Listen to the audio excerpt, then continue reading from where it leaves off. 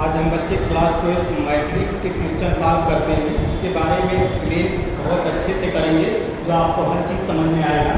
देखिए आपकी जो होता है मैट्रिक्स होता है, मैट्रिक्स किसे कहते हैं? वास्तविक या सभी संख्याओं के फलों को आयताकार बॉक्स में रखा जाता है। जो आयताकार बॉक्स बच्चे इस तरह से कोई भी हो सकता है, उसमें से एक को रो और कॉलम करते हैं। जो आपको सारणी में रखना आव्यूह कहलाता है। तो सारणी जो होता है हमेशा मैट्रिक्स आव्यूह को एक बड़े वाले कोष्ठक में रखते हैं बच्चे। इसमें रो और कॉलम अलग अलग होता है। रो और कॉलम क्या होता है? लेफ्ट टू राइट जो जाते हैं पंक्ति को रो कहते हैं। टॉप टू बॉटम जो स्तंभ होता है जिसको कॉलम कहा जाता है। और इसमें एलिमेंट कितने, अवयव कितने हैं? तो आप 4 अवयव देख रहे हैं, तो आप क्या करेंगे? 2 है तो ये स्क्वायर हो जाएगा। कितने अवयव हैं? 4 हो जाएगा। तो इस तरह से इसमें यही अंतर है। ये मैट्रिक्स और डिटर्मिनेशन में अंतर एक ही होता है बच्चे कि इसमें जो होता है रो और कॉलम डिफरेंस हो सकते हैं, लेकिन डिटर्मिनेशन में रो और कॉलम इक्वल होते हैं।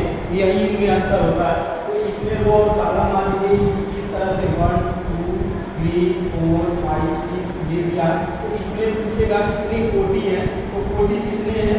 तो इस तरह से बच्चे कितने हैं? 3 है। तो 3 इंटू कितना है? 2 है। कितना हो जाएगा? 6 हो जाएगा। तो हमारा 6 कोटि आ गया। इसमें कितनी कोटि है? 6 कोटि है। इसी को कितने एलिमेंट है? 6 अवयव।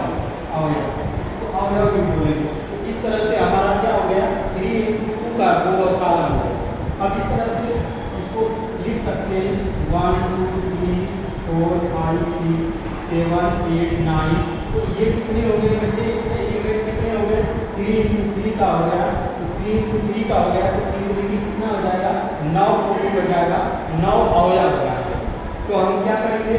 हम जानते हैं बच्चे कि इस तरह से फार्मूला होता है a = स्मॉल बड़े वाले कोष्ठक में लिखते हैं i j करते हैं। i टू j होता है।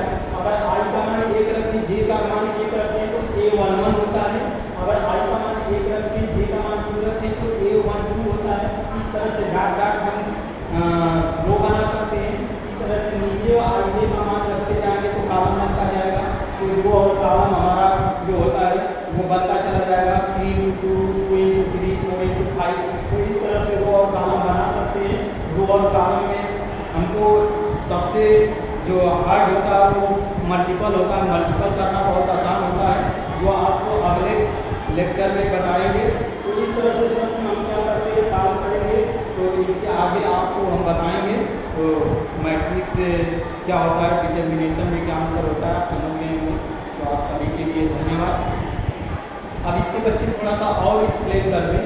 एक्सप्लेन का मतलब जानते हैं, इसमें आइडेंटिटी मैट्रिक्स होता है, रो मैट्रिक्स होता है, कॉलम मैट्रिक्स होता है। जिसमें से रो का मतलब